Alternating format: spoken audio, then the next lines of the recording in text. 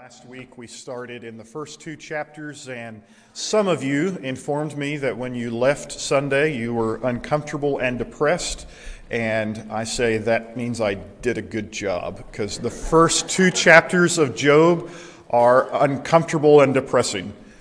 If you leave the first two chapters of Job with anything other than an upset and troubled spirit, you've missed it. It takes the next 39 chapters of the book of Job for the characters in Job to argue and muddle their way through what happened in the first two chapters. It's troubling in the extreme. And today we're going to continue to look at that by looking at those chapters where they start to work it out. We're calling today's lesson The Complaint of a Righteous Man. Because something we often forget about Job when we tell the story, I mentioned last week, the actual story of Job is just 3 chapters. Chapter 1, it gets bad. Chapter 2, it gets worse. And then chapter 42, it gets better. The story is just 3 chapters. But for those 39 chapters in between, quite a lot happens and is said. And Job says some things that are not always sunny and pleasant. Chapter 1 ends with Job saying, "Bless the Lord anyway," and the text says, "In all this he did not charge God falsely or sin with his lips." In chapter 2, his wife says to him, "Curse God and die," but he says, "No, that's not the way we're going to do it." And that chapter ends with, "In all this Job did not sin with his lips." If that's all you read, you'd think, boy, that Job, he's got it worked out. He never says anything bad. But you have to notice how it's actually worded. The text says, "in all this," right? So far, Job has not said anything regrettable.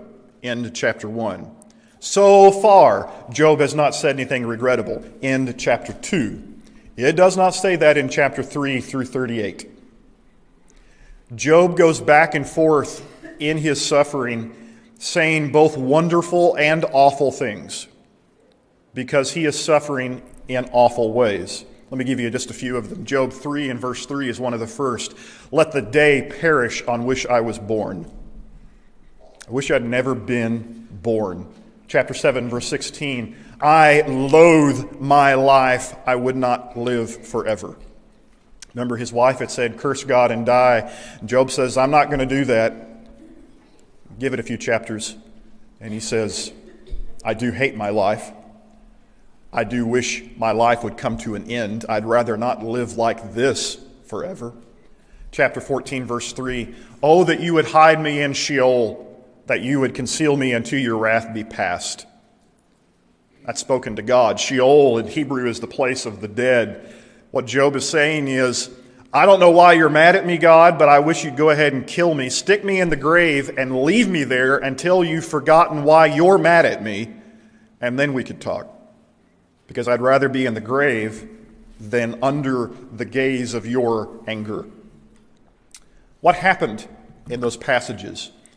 In fact, I'll give you the worst one. This one gets me every time because it sounds like another verse, only it's its opposite. One of the Bible's most praiseworthy sentences is in Psalm 8, verse 4. "What is man that you are mindful of him, and the Son of Man that you care for him?"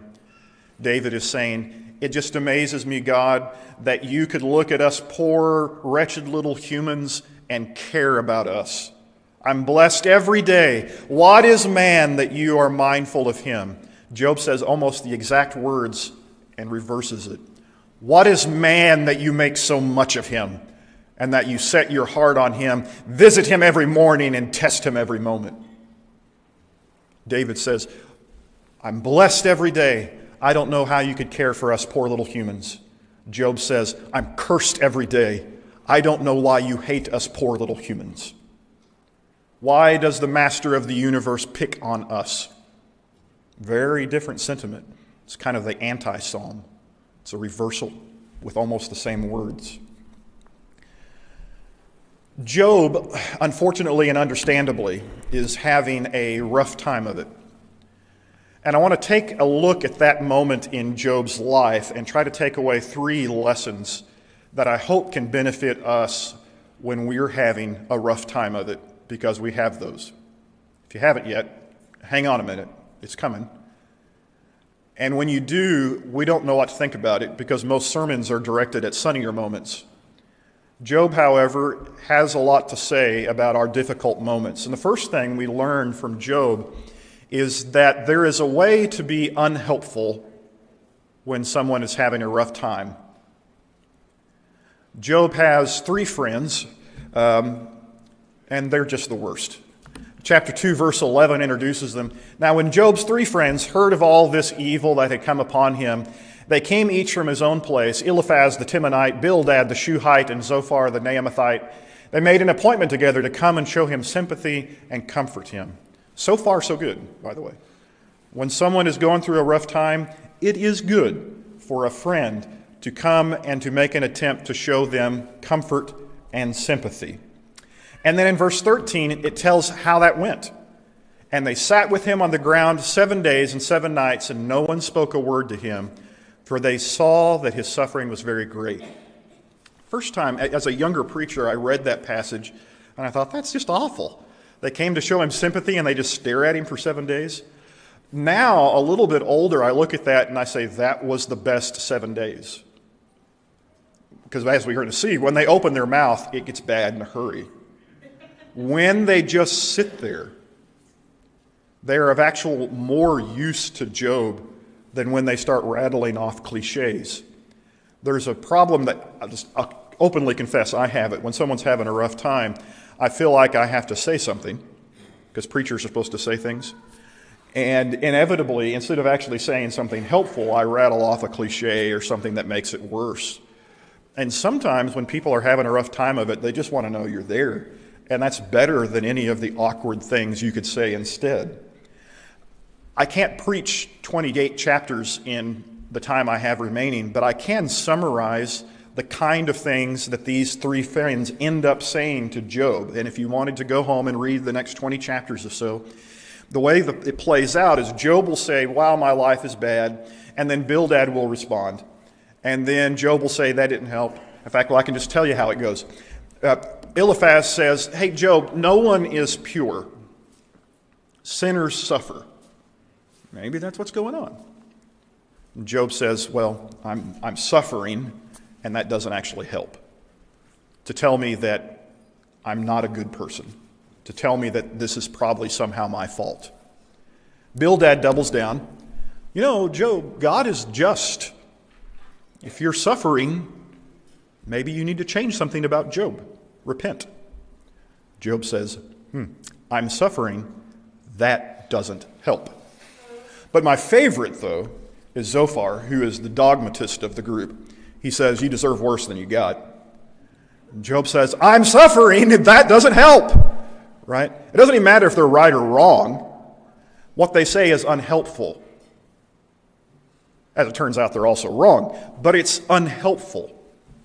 And so the first lesson I take away from this scene in Job is that you can sometimes do harm trying to help, and we have to think hard about what we say in those difficult moments.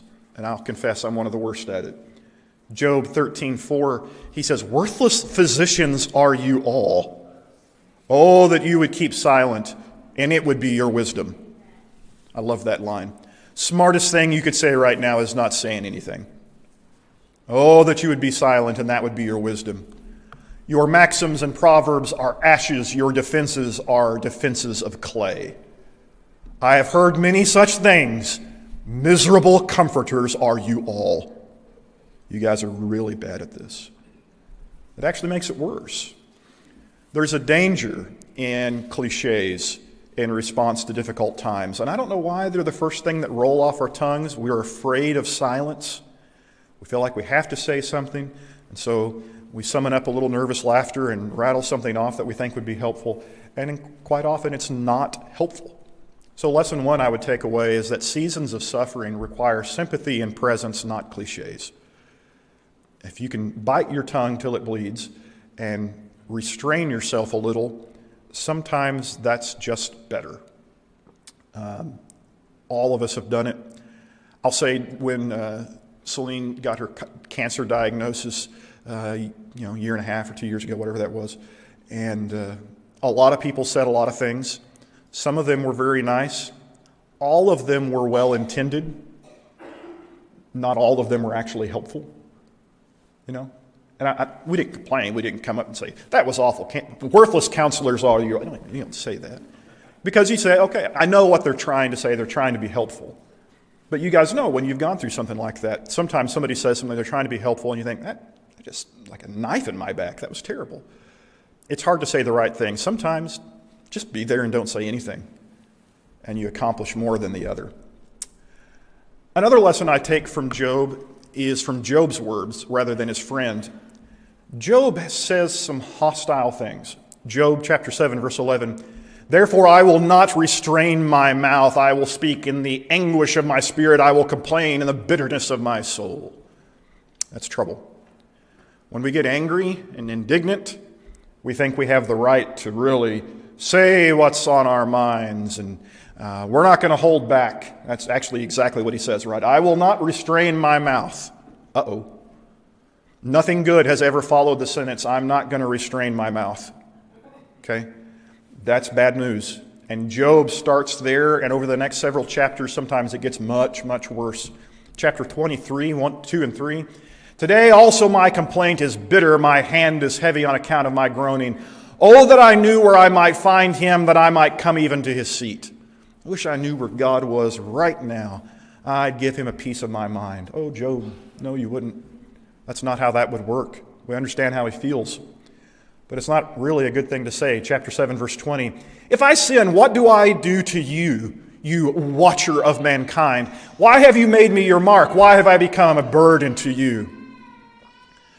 God seems to be picking on me. I don't know why. Let's say, just for the sake of argument, that I'm a sinner, Job says. Does that hurt you in any way? If I rob from the poor and murder the innocent, does that hurt the creator of the universe? Does it bother you? Why is it that you're picking on me? Chapter 9, verse 2. "Truly I know that it is so, but how can a man be in the right before God?"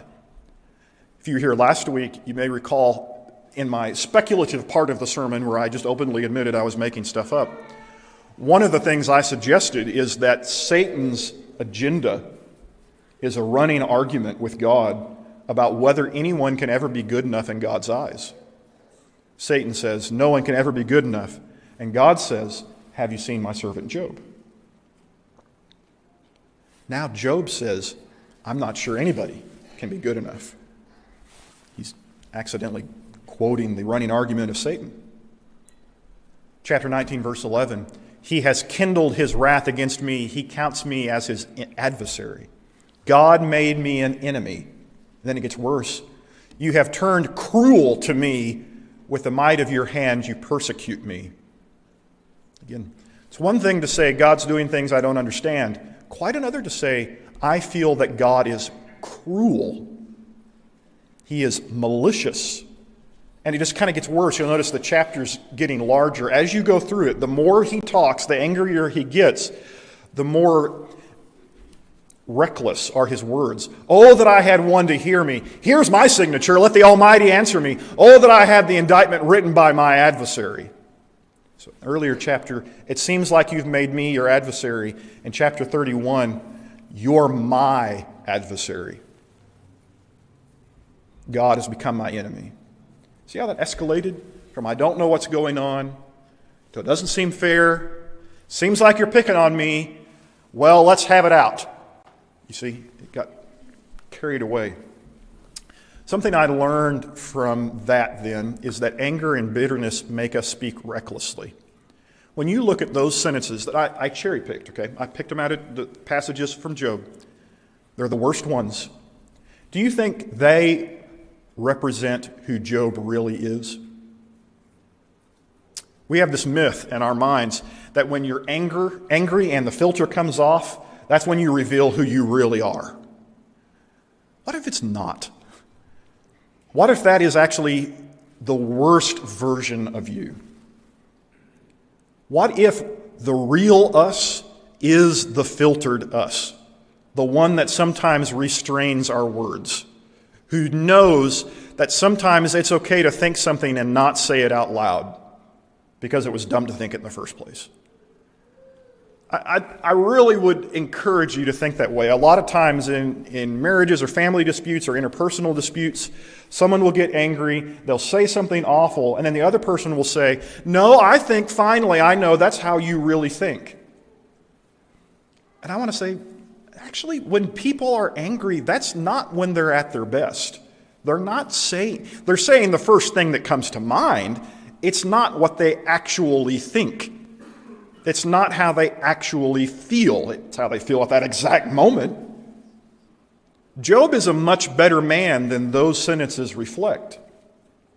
And I thank God that when God looks at Job, he remembers all the good things Job says and manages to mostly forget the other ones. And I hope he looks at us that way. And I think we would do ourselves a great service if we would look at each other that way. When you look at people, don't remember the worst thing they ever said to you. Don't believe for a second that the thing they said when they were the angriest is their most honest stance. They are a person trying to be better. That's what we hope. Look at that version of them and try to reckon with them. Because I got to tell you, if we all try to reconcile to the worst versions of ourselves, aren't any of us ever going to get along. Because we're awful. But there is a version of us trying to be more like Christ that's just downright admirable. And that's the kind of person we have to learn to meet in each other. Anger and bitterness make us speak recklessly, not more honestly.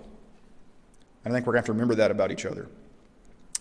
But then finally, and the third point I want to take away from Job's kind of rambling complaints, is that he complains in the best way possible. There's kind of a syrupy, sugary version of Christianity that says, everything's good all the time and everything you say ought to be good all the time. Job is having a bad day, okay? And he says some things that are tough. He complains to God. And he complains most of the time very well. Let me show you what I mean by that. This is Job 13:15. Though he slay me, I will hope in him, yet will I argue my ways to his face. Okay? Look at that sentence. I feel like God has picked on me. I still have hope that God's a God worth knowing. I have an argument going with God right now. I'm not satisfied with the answers. But I am optimistic. I am hopeful that something good will come of it. This comes up in several of Job's complaints. Look at chapter 23, 2 and 3. Today also my complaint is bitter. My hand is heavy on account of my groaning. Oh, that I knew where I would find him, that I might come even to his seat. How come? I would lay my case before him. I would fill my mouth with arguments. I would know that he would answer me and understand what he would say to me. See what Job's angry. And what Job's saying here is not entirely sensible. He, in his head, really does think that he could sit down with God. Like maybe there's been a paperwork mistake in heaven, a clerical error. God meant to punish somebody else. He actually punished me. But I feel like if I could sit down with God, I've got the receipts, I could show him all my good behavior, and then he would listen, and we could straighten this out. So yes, there is something presumptuous in that God made a mistake or that you need to straighten God out, right? Ridiculous. But what is admirable in that complaint is, I still believe God is good. That God's the kind of God that if I just showed him what he's missing, he would do the right thing and treat me well. What is Job saying? At base level, he still actually believes there is a God and that God is good. That's why he's bothered. You see, if God is evil and you are convinced God is an evil, hateful, malicious tyrant, you don't get to be surprised when your life is terrible. It should always be that way. Job actually believes God is good, and so he doesn't know how to feel about the fact that his life is terrible. It's his faith in the goodness of God that makes this so difficult. You understand? If God was just cruel, then we could move on and say, that's the way it is, folks. But he says, I think God is better than this, and I don't understand. I wish I could just sit down with him. Would he contend with me in the greatness of his power? No. He would pay attention to me. There, an upright man could argue with him, and I would be acquitted forever by my judge. Here he says, I believe, I don't understand what's going on. I think there's been a mistake. I think I'm a good person. I think this is not supposed to be happening to me. But I still believe that God's the kind of God that if I could get his attention somehow, again, that's not a good way to think of it, but he says, if I could get God's attention, I really do think he would listen. I don't think he's mean. I don't think he hates me. I think, in fact, that God is just. That if I could just show him what I know that he apparently is overlooking, I would be acquitted forever because God's a good God. You see how it's still a complaint. It's still, even to some degree, an outrageous complaint. The idea that I could sit down and barter with God. But at its core is the faith that God is the kind of good God you could talk to. That's a belief that doesn't disappear even when Job is his most frustrated. Behold, I go forward, but he's not there, and backward I don't perceive him. On the left hand when he is working, I do not behold him. He turns to the right hand, but I do not see him. But he knows the way that I take. When he has tried me, I shall come out as gold. See the first part? I don't get what God's doing right now. I don't understand it at all. I look to the left, I don't see him. I look to the right, look forward, look backwards. I don't see what God is doing. He seems to be hiding from me, and I don't understand. He says, but I am convinced of this. If God and I could sit down and have this out, I know we'd be okay. Why does he believe that? Again, a lot of mistaken ideas in that sentence. But at its core, he says, I do think God is a good God. And that's why I'm so troubled by this series of events. There is a way to complain faithfully. There's a way to say, I believe God is good, but today I'm confused by this. That is very different than the skeptic's response, the world is miserable, there must be no God. C.S. Lewis was, before he was one of the world's most famous Christians, was an atheist and a skeptic. And one of the things in his kind of autobiographical material, when he explains his conversion, he says he had been very troubled by evil in the world. He had served in World War I, been in trenches, he'd seen men die, he'd seen the worst of human history on display. And his thought was, how could there be a God? What stuff like that's going on? And one of the things that changed his mind about the whole thing was the realization, if there's no good God in the universe, then there's not any evil to complain about because there's no such thing as good and evil. Like if there's no good God out there keeping things in store, then every day ought to be World War I trench battles. Every day ought to be miserable. We should be shocked when something good happens. He says, deep down inside, I feel like there is someone in charge who is good, and sometimes I'm mad at that person because my life doesn't seem to match the goodness I expect. There are things going on I don't understand. But as Lewis said, if there's no good God to begin with, it really doesn't matter. My complaint only matters because I believe in that good God.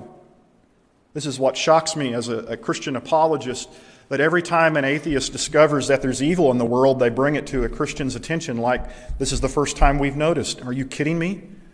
We've been noticing evil in the world since we brought evil into the world. Christians are deeply upset about evil in the world. We hate suffering. We're frustrated by suffering. Have you read the Psalms? The Psalms are full of these expressions by David. I don't know what you're doing up there right now, but I wish you'd quit it. We get frustrated and angry with God. But we get frustrated and angry with God because we believe He's good. And we don't understand what happened sometimes. That is fundamentally different than believing that He's not there or that He's cruel. That's why when you read about Job, think of the things we heard today. Does this sound like a patient man? Does it sound like a man who never sinned with his lips? But James chapter 5, verse 11 can say, you have heard of the steadfastness of Job. You have seen the purpose of the Lord, how the Lord is compassionate and merciful. Why is Job a legendary hero of patience? Doesn't James know all the time Job spent complaining? Yeah, he does.